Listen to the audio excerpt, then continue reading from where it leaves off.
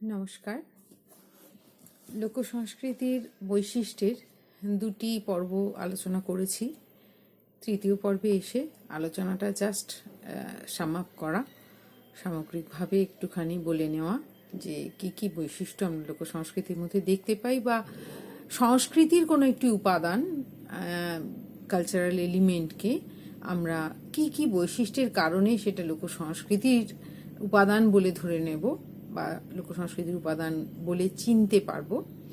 সেই জন্যই লোকসংস্কৃতির এই উপাদানগুলো সম্পর্কে জানা খুব জরুরি। প্রথমত বলেছিলাম যে লোকসংস্কৃতির যে উপাদানগুলো সেগুলো সাধারণত কোনো একটা নির্দিষ্ট গোষ্ঠীর আত্মচিহ্ন, অর্থাৎ সেটার ওনার কোনো একটা গোষ্ঠীর মধ্যেই সেটার উদ্ভব ঘটবে, কোনো একটা গোষ্ঠীর মধ্যেই সেটা পারম্পরিকভাবে প্রচলিত থাকবে এবং হস্তান্তরিত হবে প্রজন্মের পর প্রজন্ম ধরে। এই গোষ্ঠী সেটা সাধারণত সমমনোভাবাপন্ন হবে, তারা কোনো না কোনো বৈশিষ্ট্যের নিরিখে তাদের মধ্যে একটা মিল থাকবে। দ্বিতীয়ত, লোকসংস্কৃতির যে কোনো উপাদান নির্দিষ্ট একটা ভৌগোলিক পরিবেশের মধ্যেই আবর্তিত হয়ে থাকে। সেই নির্দিষ্ট ভৌগোলিক পরিবেশের ভৌগোলিক ফ্যাক্টরসগুলো বা প্রভাবকগুলো তার রূপটাকে নির্ধারিত করে দেয় এবং সেটা সেখান থেকে সেই ভৌগোলিক কারণেই উদ্ভূত হয়, পরবর্তীকালে ভৌগোলিক কারণেই সেটা প্রবাহিত হয় এবং প্রজন্মের পর প্রজন্ম ধরে সংস্কৃতির মধ্যে, ঐতিহ্যের মধ্যে সেটা প্রবহমান থাকে। তো এই ভৌগোলিক পরিবেশটা লোকসংস্কৃতির খুব গুরুত্বপূর্ণ বৈশিষ্ট্য, তার কারণ এই উপাদানগুলোর মধ্যে ভৌগোলিক পরিবেশের পরিচয় পাওয়া যায়। আমরা মাছে ভাতে বাঙালি, কারণ আমার ভৌগোলিক পরিবেশের মধ্যে খুব সহজেই ধান চাষ হয় এবং খুব সহজে মাছ পাওয়া যায়। কিন্তু আরেকটা অন্য কোনো পাহাড়ি পরিবেশ যেখানে দেখা যাচ্ছে হয়তো তাদের মূল খাদ্যবস্তু কোনো একটা পার্টিকুলার প্রাণীর মাংস বা কোনো একটা নির্দিষ্ট ফল বা কোনো একটা নির্দিষ্ট খাদ্য, যেটা কিনা সেখানকার প্রকৃতিতে সহজলভ্য। এবং লোকসংস্কৃতির তৃতীয় একটা বৈশিষ্ট্য, খুব গুরুত্বপূর্ণ বৈশিষ্ট্য হচ্ছে ট্র্যাডিশন বা ঐতিহ্য। প্রত্যেকটা উপাদানের একটা নির্দিষ্ট ট্র্যাডিশন থাকবে বা ঐতিহ্য থাকবে এবং এই ঐতিহ্য পরম্পরাতেই এই উপাদানগুলি হস্তান্তরিত হয়ে থাকে। সুতরাং এই ঐতিহ্য হচ্ছে তার একটা গুরুত্বপূর্ণ বৈশিষ্ট্য। চতুর্থত, লোকসংস্কৃতির মূল প্রেরণা যেটা, সেটা হচ্ছে যৌথ অস্তিত্ব রক্ষার জন্য খাদ্য উৎপাদন প্রক্রিয়া এবং প্রজনন আকাঙ্ক্ষা। এই দুটো বিষয় খুব গুরুত্বপূর্ণ। অর্থাৎ এই যে যৌথ একটা গ্রুপের তাদের যে অস্তিত্ব রক্ষা, তার জন্যে তখন আসলে প্রাগৈতিহাসিক মানুষ মূলত পেটের খিদেটা এবং প্রজনন, এই দুটো বিষয়ই তাদের জীবনের মূল উপপাদ্য ছিল। তো সেই জন্য লোকসংস্কৃতির উপাদানগুলোর যে মূল প্রেরণা সেটা দেখা যায় হয় তাদের খাদ্য উৎপাদন, না হলে তাদের প্রজনন আকাঙ্ক্ষা। এই দুটো বিষয়, অর্থাৎ জমির উর্বরতা এবং মানুষের উর্বরতা, নারীর উর্বরতা, এই দুটো বিষয় খুব বেশি করে প্রেরণা রূপে কাজ করে। পঞ্চমত, লোকসংস্কৃতির প্রত্যেকটা উপাদানই সংশ্লিষ্ট সমাজের কিছু ভাবনা বা কিছু দার্শনিকতা অথবা তাদের যে জীবন আকাঙ্ক্ষাগুলো কোনো প্রতীক, চিহ্ন বা রূপকের মধ্য দিয়ে বংশানুক্রমিকভাবে হস্তান্তরিত হয়। এই রূপক বা প্রতীক বা চিহ্নটা ওই নির্দিষ্ট লোকসাংস্কৃতিক গোষ্ঠীর কাছে খুব গুরুত্বপূর্ণ এবং তার যে তাৎপর্য ওই গোষ্ঠী ঠিকভাবে বুঝতে পারে। যেমন ক্রসের যে তাৎপর্যটা, সেটা খ্রিস্টান সমাজের কাছে খুব গুরুত্বপূর্ণ। স্বস্তিক চিহ্নের বা ওঙ্কার ধ্বনির যে তাৎপর্যটা, সেটা বিশেষ একটা, অর্থাৎ হিন্দু যে কালচার তার সঙ্গে সংশ্লিষ্ট। ঠিক একইভাবে লক্ষ্মীর পদচিহ্নকে আমরা কেবল বাঙালি হিন্দু সমাজেই আইডেন্টিফাই করতে পারবো, সেটা অন্য কোনো দেশে গেলে হয়তো তারা আইডেন্টিফাই নাও করতে পারে। এইরকম এক একটি প্রতীক বা চিহ্ন বা রূপক অত্যন্ত গুরুত্বপূর্ণ সেই নির্দিষ্ট সম্প্রদায়ের কাছে। ষষ্ঠত, লোকসংস্কৃতির বৈশিষ্ট্য হচ্ছে স্বতঃস্ফূর্ততা। তার যে অসচেতন একটা সৃষ্টি প্রক্রিয়া, তার মধ্যে অসচেতন যে সৃষ্টি প্রক্রিয়া, সেই উপাদানগুলোর উদ্ভব ঘটে, বিকাশ ঘটে, ক্রম পরিবর্তন ঘটে। লোক অভিকরণ শিল্পের যে প্রদর্শন কিংবা লোকশিল্পের যে সৃজন প্রক্রিয়া, সমস্ত কিছুর ভেতরেই ক্রিয়াশীল থাকে এই স্বতঃস্ফূর্ত সৃষ্টি অভিলাষ। সপ্তমত, লোকসংস্কৃতির উপাদানগুলো পরস্পর সংলগ্ন, জটিল এবং নির্দিষ্ট সমাজবৈজ্ঞানিক নকশা নির্মাণকারী। অত্যন্ত জটিল, আপাতভাবে যদিও তাদেরকে সহজ সরল মনে হয়, কিন্তু এই উপাদানগুলো আসলে অত্যন্ত জটিল, পরস্পর সংলগ্ন এবং বিশেষ সমাজবৈজ্ঞানিক তাৎপর্য সমন্বিত। প্রত্যেকটা উপাদান একটা উপাদানের সঙ্গে ঘনিষ্ঠভাবে সংযুক্ত। তাকে পাথুরে প্রাচীর তুলে পৃথক করা অসম্ভব। যেমন আমি উদাহরণ দিয়ে বলেছিলাম যে বাউল গানের কথা। এখানে শুধু বাউল গান শুধু একটা গান নয়, গানের সঙ্গে সংশ্লিষ্ট থাকে নির্দিষ্ট শৈলীর নাচ, সংশ্লিষ্ট থাকে নির্দিষ্ট কিছু বাদ্যযন্ত্র, সংশ্লিষ্ট থাকে নির্দিষ্ট পোশাক, সাজসজ্জা, নির্দিষ্ট ধর্ম, বিশ্বাস, আবেগ, দার্শনিকতা। এই এত কিছুগুলো মিলেই কিন্তু বাউল গান। বাউল গান মানে শুধু গানের টেক্সটটুকু নয়, শুধু গানের সুরটুকু নয়, শুধু তার বাদ্যযন্ত্র নয়, শুধু তার বাউলের পোশাক নয়, শুধু বাউলের নির্দিষ্ট ধরনের নৃত্যকলা নয়, তার ধর্মীয় আবেগ, তার বিশ্বাস, তার সামগ্রিক যে গূঢ় দেহ সাধনা, সেই সাধনার যে গূঢ় তত্ত্ব, সেই তত্ত্ব মিলিয়ে কিন্তু বাউল গান। অর্থাৎ সবকিছু সমন্বয়ে একটা জটিল মিথস্ক্রিয়া সৃষ্টি হয়। অষ্টমত, লোকসংস্কৃতির উপাদানগুলি একক মানুষের সৃষ্টি হলেও যখন তা সমষ্টিগতভাবে গ্রহিত হয়, সমষ্টির সম্পদে পরিণত হয়, হারিয়ে যায় প্রকৃত স্রষ্টার পৃথক পরিচয়, তখনই কিন্তু সেটা লোকসংস্কৃতির উপাদান হয়ে ওঠে। অর্থাৎ যেমনভাবে রবি ঠাকুরের গান, যামিনী রায়ের ছবি বা নজরুলের কবিতা আলাদাভাবে আইডেন্টিফায়েড, লোকসংস্কৃতির উপাদানগুলো কে যে তাই লিখেছিল, বা কে যে আগডুম বাগডুম লিখেছিল, কে যে প্রথম বিভিন্ন লোকসঙ্গীতগুলো, হৃদ মাঝারে রাখবো ছেড়ে দেব না, এই গানটা রচনা করেছিল, কে প্রথম কি বলে লক্ষ্মীর আলপনা রূপে পদ্মকে এঁকেছিল, এই সমস্ত সেই স্রষ্টার পরিচয় কিন্তু আজ অন্তর্হিত। সেটা ওই সমগ্র জাতির আত্মচিহ্ন রূপে রয়ে গেছে। আজ আমরা বিজয়া দশমীতে যে নাড়ু খাই, কে প্রথম সেটার প্রচলন করেছিল কেউ মনে রাখি না। আমরা শুধু এইটুকুই জানি, আমাদের বিজয়া দশমীর পরে এই কারোর বাড়িতে গেলে আমি নাড়ু পাবো বা নাড়ু দিতে হবে।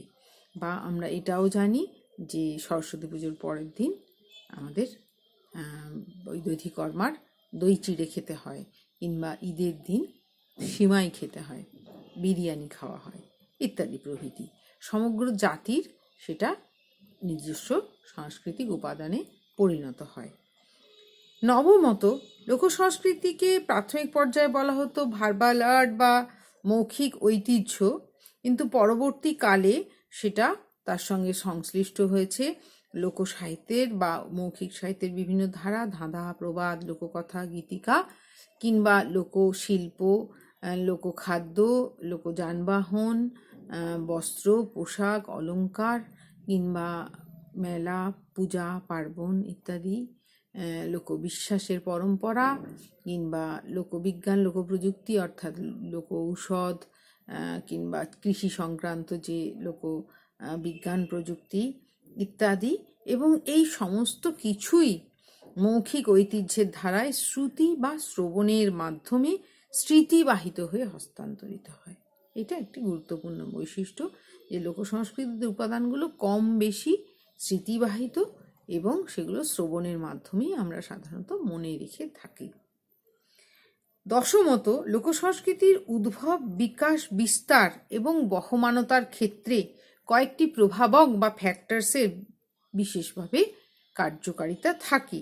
যেমন ভৌগোলিক পরিবেশ বা জিওগ্রাফিক্যাল এনভায়রনমেন্ট, যেমন কোনো অঞ্চলের সাংস্কৃতিক ইতিহাস বা কালচারাল হিস্ট্রি, জাতিগত বৈশিষ্ট্য বা রেসিয়াল ফিচার্স, জনবিন্যাস বা ডেমোগ্রাফি, আঞ্চলিক রীতিনীতি ইত্যাদি। এই প্রভাবকগুলোই কিন্তু লোকসংস্কৃতিকে চলমান রাখে, রূপান্তরিত ও পরিবর্তিত হতে সহায়তা দেয় এবং বহুমাত্রিক বৈচিত্র্য দান করে। এবং একাদশতম বৈশিষ্ট্য হচ্ছে লোক সংস্কৃতির বিভিন্ন উপাদানের মধ্যে সংহত সমাজের মানুষের দৈনন্দিন জীবন, তাদের ভাবনা, তাদের সহজাত কাম প্রবৃত্তি, তাদের আশা আকাঙ্ক্ষা, গোষ্ঠী মনস্তত্ত্ব, তাদের দীর্ঘকাল ধরে আচরণ করা প্রথা বিশ্বাস, তাদের ইচ্ছা অনিচ্ছা, তাদের ক্ষোভ, তাদের প্রতিবাদ, তাদের সৃজনশীলতা, তাদের প্রকৃতির প্রতি যে ভালোবাসা, তাদের নরনারীর ভেতরকার যে প্রেম, সমস্ত কিছুই এক কথায় লোক সংস্কৃতির সামগ্রিক জীবনচর্যা ও মানুষচর্চা, সমষ্টি মনস্তত্ত্ব লোক সংস্কৃতির বিভিন্ন উপাদানে প্রতিবিম্বিত হয়। অর্থাৎ এখানে আমরা লোক সংস্কৃতির এই উপাদানগুলির যে বিষয়বস্তু বা যে উপপাদ্য বা থিম সেটা নিয়ে বললাম। দ্বাদশতম বৈশিষ্ট্যটি হলো লোক সংস্কৃতির উপাদানগুলো আপাতভাবে সহজ সরল এবং অত্যন্ত অকপট। অর্থাৎ কোনো বক্তব্য যদি বলতে হয় তার মধ্যে কোনো রকমের জটিলতা ভনিতা থাকে না, শটাং বলে দেওয়া হয়। গানের ভাষার মধ্যে স্বামী স্ত্রীর সহজ সংলাপ, যা শুনলে মনে হয় এটা গান নাকি সংলাপ, এবং সেই গানের মধ্যে কখনো রাগ, কখনো প্রতিবাদ, কখনো ক্ষোভ, অত্যন্ত সহজ ভাব, সরল অভিব্যক্তি এবং তার ভাষাও সাদাসিধে ভাষা। এটা লোক সংস্কৃতির একটি খুব গুরুত্বপূর্ণ বৈশিষ্ট্য, যে তার সারল্য, সেই সারল্যই হচ্ছে তার সৌন্দর্য। এছাড়া লোক সংস্কৃতি খুব সহজে পরিবর্তিত হয়, এটা তার 13 নম্বর বৈশিষ্ট্য। খুব সহজেই পরিবর্তিত হয়। স্মৃতিপথে বাহিত হওয়ার ফলে যে লোককথা ঠাকুমা থেকে মেয়ের কাছে এলো, মেয়ে যখন সেটা নাতনিকে যখন বলছে, তখন কিন্তু সেই গল্পের মূল বিষয়টা মানে গল্পের কিছু কিছু অংশ পরিবর্তিত হয়ে যেতে পারে। নাটকের যেহেতু মুখস্থ করে সংলাপ বলা হয় না, অনেক ক্ষেত্রেই দেখা যাচ্ছে নাটকের সংলাপ পরিবর্তিত হয়ে, যতবার তারা অভিনয় করে ততবার পরিবর্তিত হয়ে যায়। এবং গানের ভাষার মধ্যে, শব্দের মধ্যে অনেক সময় পরিবর্তিত হয়ে যায়, লোকশিল্পের মোটিফের মধ্যে পরিবর্তন। অর্থাৎ স্মৃতিপথে বাহিত হয় বলেই মূলত, এবং সময়ের সঙ্গে যেহেতু সেটা তার একটা সাযুজ্য রেখে চলে, সময়ের সঙ্গে সঙ্গে তার যে প্রাসঙ্গিকতা সেটা বজায় রাখা এর একটা যেহেতু অন্যতম চারিত্রিক বৈশিষ্ট্য, সেহেতু সে খুব সহজেই রূপান্তরযোগ্য ও নমনীয় চরিত্র সম্পন্ন। অর্থাৎ স্থিতিস্থাপক চরিত্রের জন্যই সেটাই দীর্ঘদিন ধরে যে সজীব থাকে, প্রাসঙ্গিক থাকে, অঞ্চলভেদে তার উপাদান যে সেই নির্দিষ্ট অঞ্চলের অনুসারী হয়ে ওঠে, এর পেছনে কিন্তু তার এই নমনীয়তা বা স্থিতিস্থাপক চরিত্রটাই মূলত দায়ী। 14তম বা 14তম বৈশিষ্ট্যটা হচ্ছে লোক সংস্কৃতির প্রত্যেকটি উপাদানে একটি নির্দিষ্ট রীতি বা শৈলীকে অনুসরণ করে।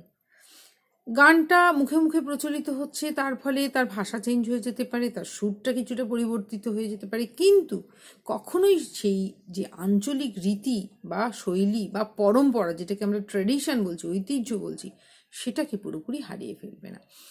বাউল গানের বিষয়বস্তু পাল্টে যেতে পারে, কখনো সেখানে দেহতত্ত্বের গান সাইকেলের অনুষঙ্গে আসতে পারে, সে কখনো মশার অনুষঙ্গে আসতে পারে, কখনো অন্য কোনো বক্তব্যের মধ্য দিয়ে প্রকাশ পেতে পারে, কিন্তু সে তার সুরও এদিক ওদিক একটু হতে পারে, কিন্তু তার একটা নির্দিষ্ট স্ট্রাকচার আছে, টিউন স্ট্রাকচার।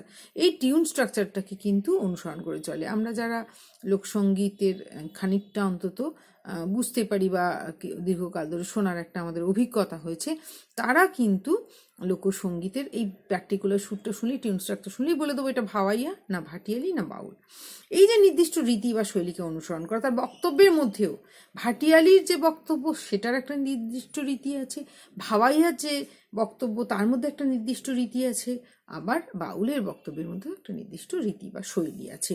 এই শৈলীটুকু আছে বলেই কিন্তু তার যদিও কোনো ঘরানা থাকে না, যেটাকে আমরা আঞ্চলিকানা বা বাহিরানা বলে থাকি, এই নির্দিষ্ট তার একেবারে নির্দিষ্ট একটা খুব কঠোর নিয়ম, একটা ব্যাকরণ, একটা নির্দিষ্ট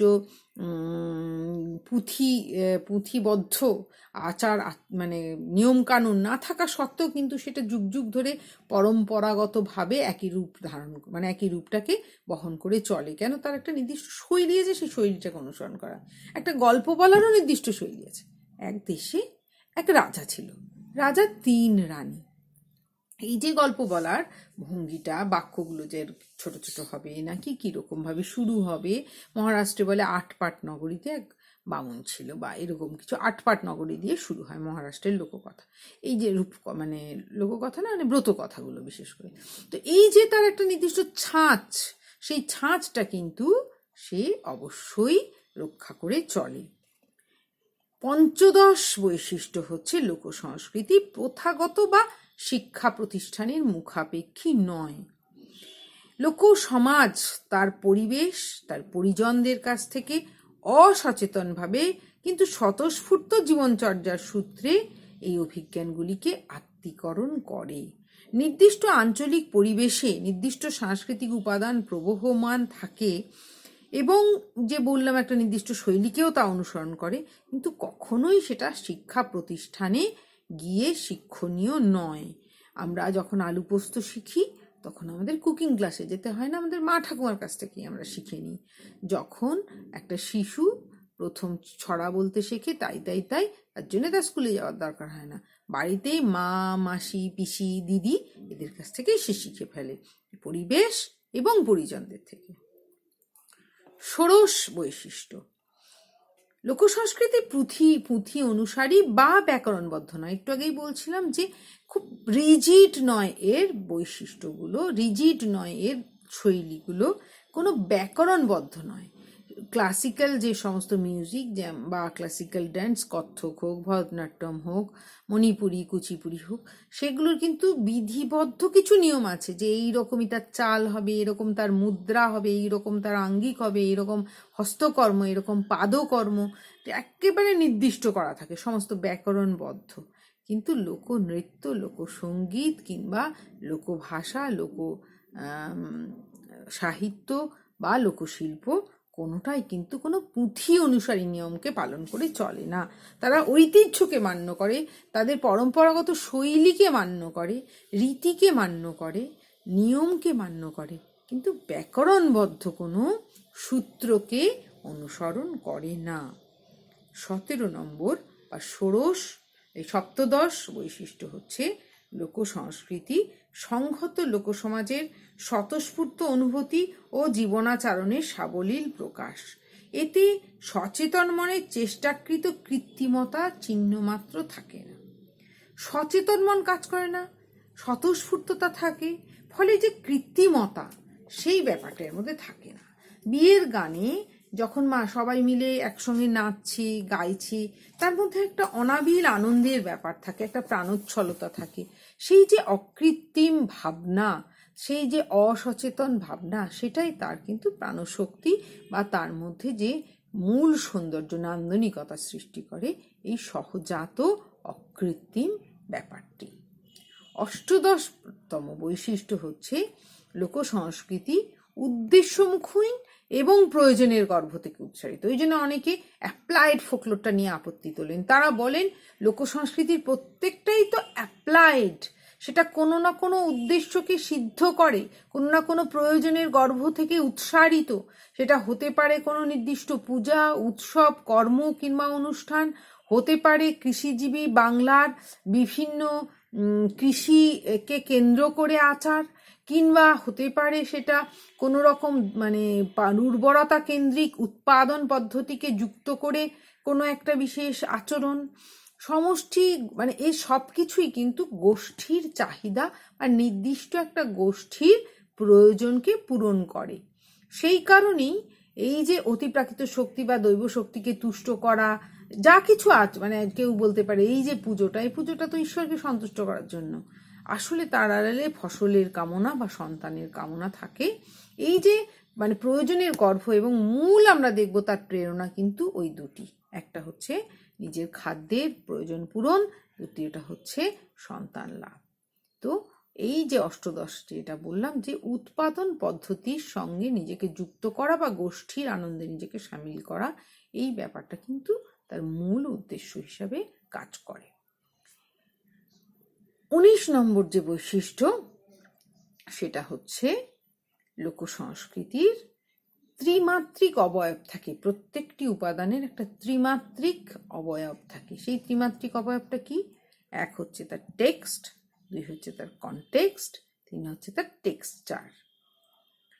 টেক্সট মানে হচ্ছে তার যে নিজস্ব বক্তব্য বা ব্যাখ্যান। একটা বাউল গানের যে বাণী, সেটা তার টেক্সট। একটা লোককথার যে মূল গল্পটা, সেটা তার টেক্সট। একটা ধাঁধা বা প্রবাদের যে মূল বিষয়টা, সেটাই হচ্ছে তার টেক্সট। এক লাইন বা দু লাইনের যে ছড়াটা বলা হচ্ছে, সেটাই তার টেক্সট। তার কনটেক্সট কি? কোন পরিবেশে সেটা বলা হচ্ছে। আমি বললাম যে একটা প্রবাদ বললাম যে পেটে নেই ভাত, বেরাসে মাঝে গান। এটা হচ্ছে তার টেক্সট। কনটেক্সটটা কি? যে যখন কোনো মানুষ তার নিজের সাধ্যের অতিরিক্ত কিছু আড়ম্বর করতে যায়, তখন এই প্রবাদটা বলে আসলে সমাজ তাকে ক্রিটিসাইজ করে। পেটে ভাত নেই, কিন্তু ব্রাশ দিয়ে আগেকার দিনে, এখন যদিও এটা সেরকমভাবে এটাকে আর ইয়ে করা হয় না, মানে কি বলবো, এটাকে এক ধরনের লাক্সারি বা মানে এক ধরনের জীবনের একটা আড়ম্বর বলা হতো, কিন্তু এখন আর সেই জিনিসটা নেই। তখনকার দিনে ওই গাছের ভ্যারান্ডা গাছের ডাল হোক, নিম গাছের ডাল হোক, দাঁত মাজছে। কিন্তু খুব বড় লোকেরা তারা শহর থেকে ব্রাশ কিনে আইনে সে দিয়ে দাঁত মাজছে। তো সেই পেটে নেই ভাত, যার পেটে ভাত নেই, তারা অত আড়ম্বর করে দাঁত মাজার কি আছে? এটা হচ্ছে সমাজের একটা সমালোচনা। তো সেই সমালোচনার যে কষাঘাত, সেই যে পরিবেশটা, সেই কোন পরিস্থিতিতে এইটা বলা হচ্ছে, সেটা হচ্ছে তার কনটেক্সট। আর টেক্সচারটা কি না, সেটা যে গঠন শৈলী, পার্টিকুলার যে পেটে নেই ভাত, বেরাসে মাঝে দাঁত, তার মধ্যে যে একটা ছন্দমিল, একটা ছড়া রয়েছে, তার ভেতরে যা কিছু অলংকার, তার যা কিছু গঠন বৈশিষ্ট্য, সেটাই হচ্ছে তার টেক্সচার। একটা বালুচুরি শাড়ি কিনলাম, তার মধ্যে একটা রামায়ণের গল্প রয়েছে। সেই যে রামায়ণের কাহিনীটা ওর মধ্যে ফুটিয়ে তোলা হয়েছে, সেটা হচ্ছে তার সেটাকে আমি ওই মানে পার্টিকুলার ওই মোটিভগুলোকে, ওই গল্পটাকে, পুরোটাকে আমি টেক্সট বলতে পারি। কিন্তু তার কনটেক্সটটা কি? কনটেক্সটটা হচ্ছে এটা একটা মানে যেহেতু একটা লোকশিল্প, একটা তাঁতি সমাজ, সেই তাঁতিরা নিজেদের জীবনযাপনের জন্যই সেটা বুনছে। তাদের যে সমাজটা, তাদের যে সেই গোষ্ঠীটা, তারা যেভাবে বুনছে, তারা যেভাবে তাদের আর্থসামাজিক পরিপ্রেক্ষিত, সব কিছু মিলেই কিন্তু এর কনটেক্সট। তার টেক্সচারটা কি? পার্টিকুলার ওই শাড়ির মধ্যে যে বুননটা, তার ভেতরে মানে টানা আছে, পোড়েন আছে, সিল্ক আছে, হয়তো সিল্কের সঙ্গে একটু সুতো মেশানো হয়েছে, সুতো মেশানো হয়েছে, হয়তো সেটার কিছু রং মেশানো হয়েছে, তার যে বুননটা কত সুতো দিয়ে করা হয়েছে, এই সব কিছু মিলে তার টেক্সচারটা তৈরি। তো যে কোনো উপাদান তার একটা টেক্সট থাকবে, একটা কনটেক্সট থাকবে, একটা টেক্সচার থাকবে। তো এই নিজস্ব বক্তব্য, ব্যাখ্যান বা টেক্সট বা নির্দিষ্ট প্রেক্ষিত বা কনটেক্সট, এবং এই নির্দিষ্ট বুনট বা তার যে প্রভাব, প্রতিক্রিয়া, এই সব কিছু মিলে তার টেক্সচার, এটা কিন্তু তার মূল যে বিষয়টাকে, উপাদানটাকে বুঝতে সাহায্য করে। এবং লোক সংস্কৃতির একটা গুরুত্বপূর্ণ বৈশিষ্ট্য হচ্ছে পুনরাবৃত্তি। মানুষের মনে সেটাকে বাঁচিয়ে রাখার জন্য, এবং যিনি বলছেন তিনি এটাকে মনে রাখার জন্য, সহজে সেটাকে নির্দিষ্ট দীর্ঘকাল ধরে সেটাকে অনুসরণ করা যায়, যাতে সেটাকে বারে বারে তার সুরে, তার বাণীতে, শিল্পের ক্ষেত্রে তার মোটিভে, তার গঠনে, গল্পের কাহিনীতে, তার চলনে, ছড়ার ক্ষেত্রে তার চিত্রকল্প, ছন্দ নির্মিতিতে পুনরাবৃত্তি হতে থাকে। গীত ও নৃত্যের ক্ষেত্রে তার আঙ্গিকে, তার সুরে, তার চলনে একটা পুনরাবৃত্তি থাকে। অনেক ক্ষেত্রে সেটা বৈচিত্র্যহীনতা মনে হয়, একঘেয়েমি মনে হয়, কিন্তু এই পুনরাবৃত্তি হচ্ছে তার বেঁচে থাকার মূল চাবিকাঠি, তার প্রাণশক্তির অন্যতম প্রেরণা। এইভাবে লোক সংস্কৃতি, আমরা এতগুলো বৈশিষ্ট্যের আলোচনা শেষে মোট 20টি বৈশিষ্ট্য আলোচনা করলাম। এই 20টি বৈশিষ্ট্যের সূত্রে লোকসংস্কৃতির একটা সংজ্ঞা আমরা দিতে পারি। বহু বড় বড় বিশেষজ্ঞ, লোকসংস্কৃতির যারা চর্চাকারী, যারা লোকসংস্কৃতি বিজ্ঞানী, তারা অজস্র সংজ্ঞা দান করেছেন। কিন্তু আজকে একটা সংজ্ঞা যেটি আমার নিজের মনে হয়েছে, আমি নিজে তৈরি করেছি, এই সংজ্ঞাটি দিয়ে আমি এই আলোচনাটি শেষ করব। লোকসংস্কৃতি হলো দীর্ঘ লালিত, ঐতিহ্য পরম্পরায় প্রচলিত, মৌখিক ধারায় স্মৃতি ও শ্রুতিকে অবলম্বন করে বাহিত, নির্দিষ্ট ভৌগোলিক অঞ্চলের গোষ্ঠীর স্বতঃস্ফূর্ত অনুভূতির অসচেতন প্রয়াস, যার বিষয় বৈচিত্র্যের মধ্যে লোকসমাজের সামগ্রিক জীবনচারণা ও নিগূঢ় মনস্তত্ত্ব, গোষ্ঠী মনস্তত্ত্ব বিম্বিত হয়ে থাকে। লোকসংস্কৃতি এক পরিবর্তনশীল, বহুমাত্রিক সাংস্কৃতিক অভিব্যক্তি, যাতে গভীরভাবে পরিবেশের প্রভাব ও সংশ্লিষ্ট অঞ্চলের বৈশিষ্ট্য সহজ সরল, অনাবিল, অকৃত্রিম জীবনাবেগের মাধ্যমে প্রকাশিত ও প্রজন্ম থেকে প্রজন্মে পরিবাহিত হয়ে থাকে। নমস্কার।